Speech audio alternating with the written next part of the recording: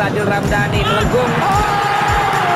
Bangladesh football দলের আস্থার এক নাম আনিসুর রহমান জিকো।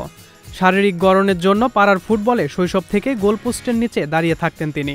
পাড়ার গোলরক্ষক থেকে জিকো আজ বাংলাদেশ ফুটবল দলের প্রাচীর। যে কোনো দলের বিপক্ষে নিজেকে উজাড় করে দেন এই গোলরক্ষক। দৃঢ় প্রত্যয় ও আত্মবিশ্বাসের সুবাদে প্রতিনিয়ত নিজেকে নিয়ে যাচ্ছেন অনন্য উচ্চতায়। 2020 সালের 13 নভেম্বর নেপালের বিপক্ষে এই বাজ পাখির লাল সবুজের জার্সিতে অভিষেক হয়। অভিষেকের পর থেকেই ধারাবাহিকভাবেই দলকে ভরসা জুগিয়ে যাচ্ছেন তিনি। নিজের পারফরমেন্স দিয়ে ইতোমধ্যে এই গোলরক্ষক জায়গা করে নিয়েছেন দেশের ফুটবল ভক্তদের হৃদয়ে। দীর্ঘ প্রায় 1.5 যুগ পর ফাইনালে খেলার স্বপ্ন হাতছানি দিচ্ছিল বাংলাদেশকে। সেই স্বপ্ন আর বাংলাদেশের মাঝে বড় দেয়াল হয়ে উঠেছিল কুয়েত। স্বপ্ন বাঁচিয়ে রাখতে বঙ্গবন্ধু সাব ফুটবল চ্যাম্পিয়নশিপের সেমিফাইনালে দাঁতে দাঁত চেপে লড়াই করেছে লাল সবুজের প্রতিনিধিরা।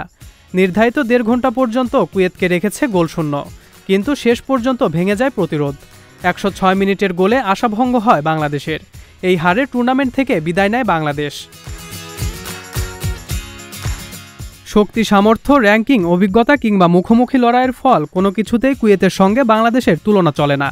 শেষবার 37 বছর আগে যখন এই দলটার সঙ্গে দেখা হয়েছিল, বাংলাদেশ হেরেছিল 4-0 গোলে। এবারও বড় ব্যবধানে হারতে পারত দলটি, তবে সেটি হতে দেননি গোলরক্ষক আনিসুর রহমান জিকো। এদিন গোলপোস্টে জিকো অতিমানবীয় পারফর্ম না করলে হয়তো প্রায় 4 দশক আগের দুঃস্মৃতিটাই বেঙ্গালুরুতে ফিরতে পারত।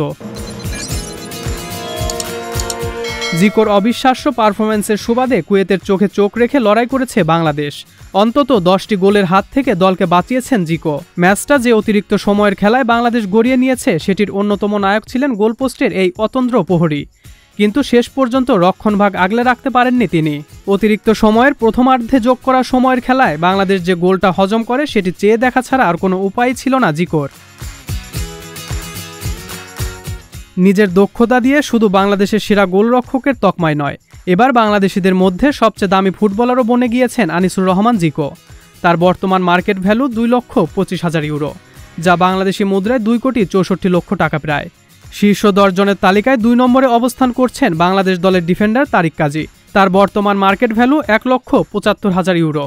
সমপরিমাণ মার্কেট ভ্যালু নিয়ে তৃতীয় ও চতুর্থ অবস্থানে আছেন যথাক্রমে ইসা ফয়সাল এবং রাকিব হোসেন। এই তালিকায় 5ম থেকে 10ম অবস্থানে রয়েছেন যথাক্রমে সোহেল রানা, রায়হান হাসান, রহমত মিয়া, রিয়াদুল হাসান রাফি, মনির আলম এবং মোহাম্মদ সোহেল রানা।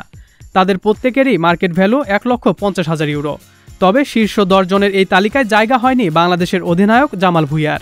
তার বর্তমান মার্কেট ভ্যালু 1 লক্ষ ইউরো, যা বাংলাদেশি মুদ্রায় প্রায় 1,17,00,000 টাকা।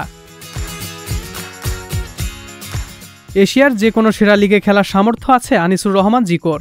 সামর্থ্য আছে দক্ষিণ এশিয়ার সেরা গোলরক্ষক হওয়ারও। সেই দিন হয়তো বেশি দূরে নেই। বাংলাদেশের গোলপোস্টের নিচে দাঁড়ানো জিকো নামক এই অতন্দ্র প্রহরী একদিন সেরাদের একজন হয়ে উঠবেন। সজল খান, ST স্পোর্টস।